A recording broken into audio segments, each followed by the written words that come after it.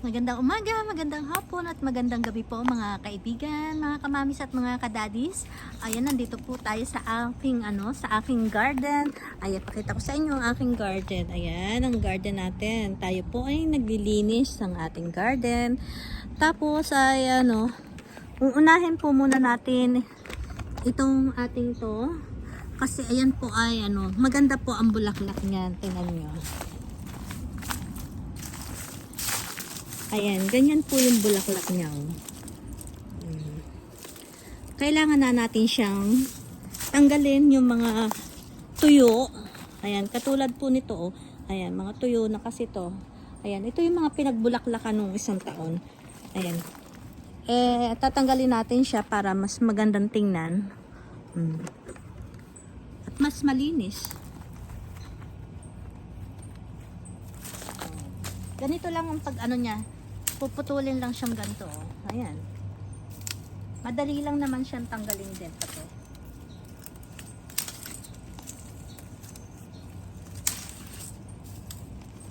Buti na lang at at hindi ganun kainit.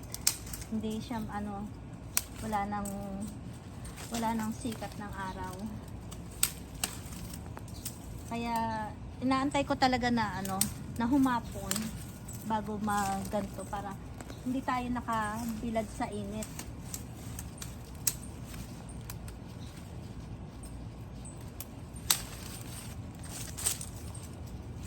Para makapamulaklak siya ng maganda.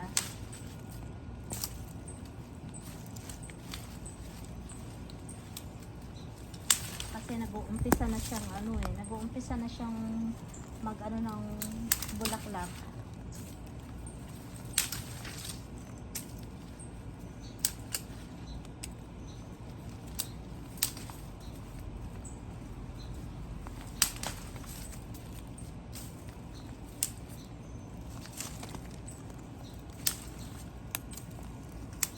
Ganyan lang po yung ginagawa natin.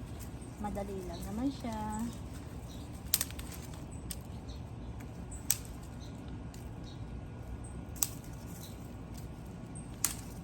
Tinatanggal lang po natin yung parteng tuyo.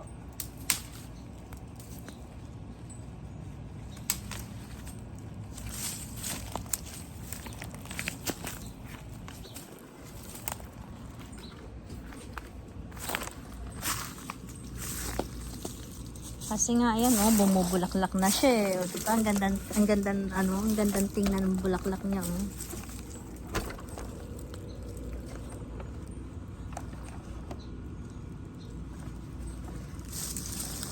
Ayan bulaklak niya.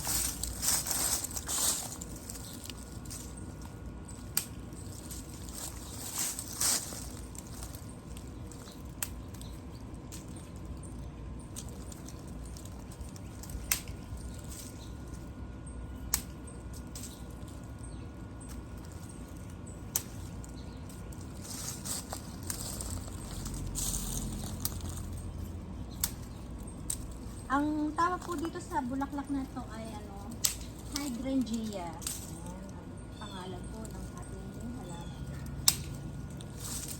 Marami pong klase ng hydrangea. At saka iba-iba yung kulay ng bulaklak.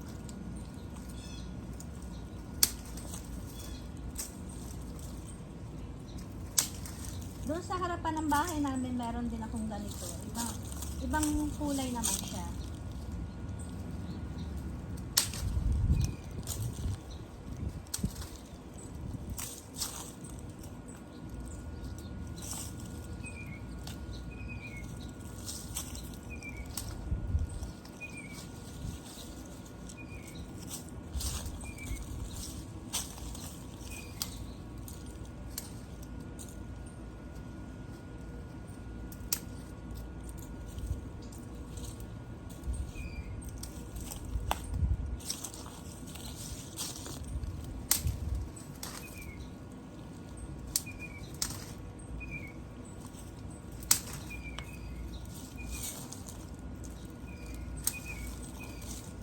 Diba? Maganda na siyang tingnan.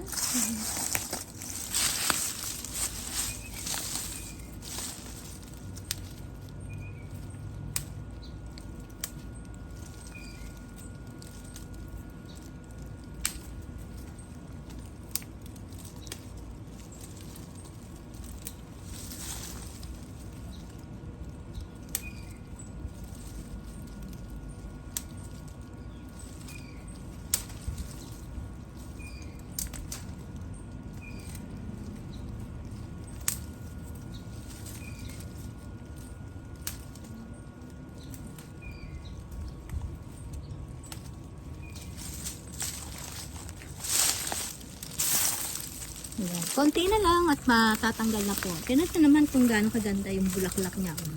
Yan. O, diba? Ang ganda.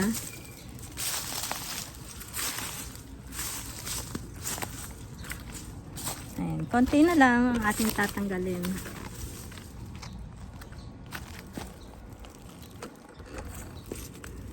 Ayan, maraming salamat po sa panonood nyo mga kaibigan, mga kamamis ko dyan at mga kadadis. Paalam!